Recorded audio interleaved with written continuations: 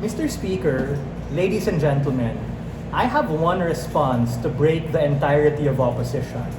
It's very simple.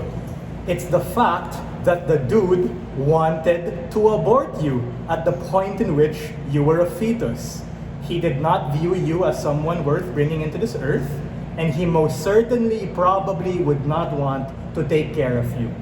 Even if he becomes nice later and wants to change his mind, there is a fundamental problem in your relationship, which is precisely why the state, for the reasons that Bolo told you, should allow the policy to come into fruition so that these people who don't want to be there will not necessarily put women and children in an even more shitty, unsafe, and unvulnerable position at the point in which they are a chore, at the point in which they are a mouth to feed.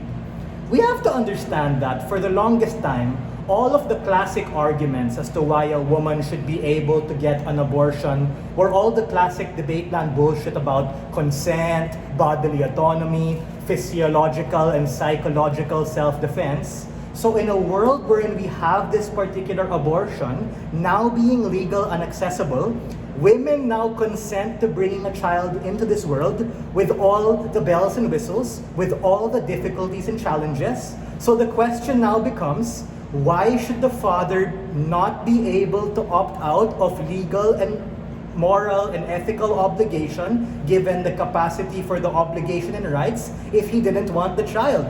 Which this implies that this particular father consented to sex, but he didn't consent to fatherhood.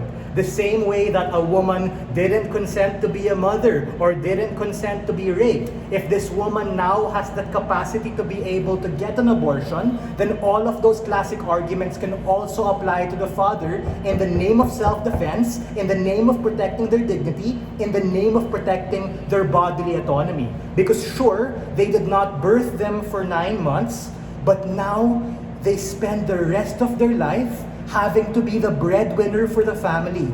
How many decades is that they're forced to be able to work, they're forced to take care not for themselves and for the mother, which is precisely why at the point in which they don't deem able to be able to take care of them is the point in which they should be able to opt out, and the state should allow that.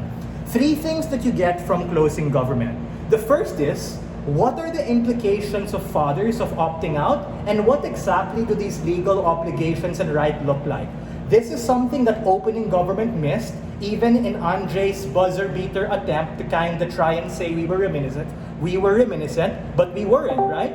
We told you an exclusive impact of how exactly we want to be able to protect the mother and the child against a father or against a dude who doesn't want to be there. Because the motion literally says an unwanted child, and that leads to a host of bad things happening. Even if we take it in its mildest form, it's just fucking awkward, right? If the dude wanted to abort you at the point in which you were a fetus, is the point in which when you mature and when you grow up, it's just kind of strange. So like, even taking their side at their best, even if, for instance, they change their mind, or the whole shit that you say against women before that, the man might regret it, the man might regret opting out, we think that the safety net and impact of the harm is just so much bigger when we're able to be proactive against the woman and the child being placed in a not only potentially awkward, but an also vulnerable position that makes it worse. Secondly, why are women and the child better off when the father who does not want to be there is allowed by the state to be able to opt out of that particular responsibility?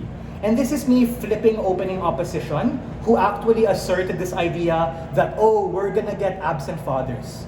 Given Bolo's extension, if we are able to weigh an absent father versus a father who might not want to be there, who might get in all sorts of vices and shit to be able to opt in their particular crappy situation and deal with that, we rather have the absent father. Because Bolo already gave you a bunch of safety nets, which by the way were not mentioned by opening government, which were the fact that in these probably progressive social welfare states, you have a degree of funding for the woman, especially single mothers, guys. So the point in which on paper that person is no longer a father, that is the point in which the women can get more money from the state to take care of themselves and take care of herself.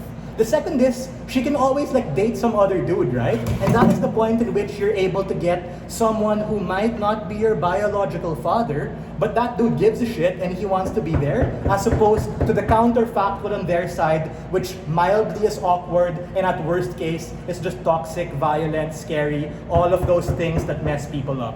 The third thing is the tie back to the actor, because this is a policy motion, which means it's the duty of the state who actually allowed abortion to proliferate to extend this right so that they're not sexist, so that they're able to protect the most vulnerable, who opposition side also wants to protect, who are the women and the children.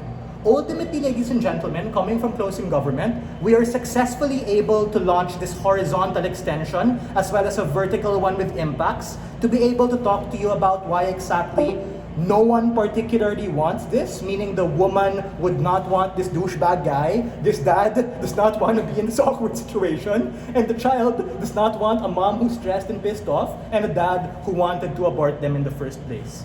Everything that we said pretty much flatlines what we get from opposition bench, which were about absenteeism, children being vulnerable, it being expensive.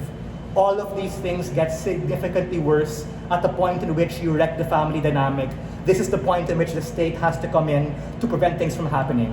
If they're goods with abortion for women, they should be goods for men being able to opt out to it if they didn't want it. We are very proud to take this round.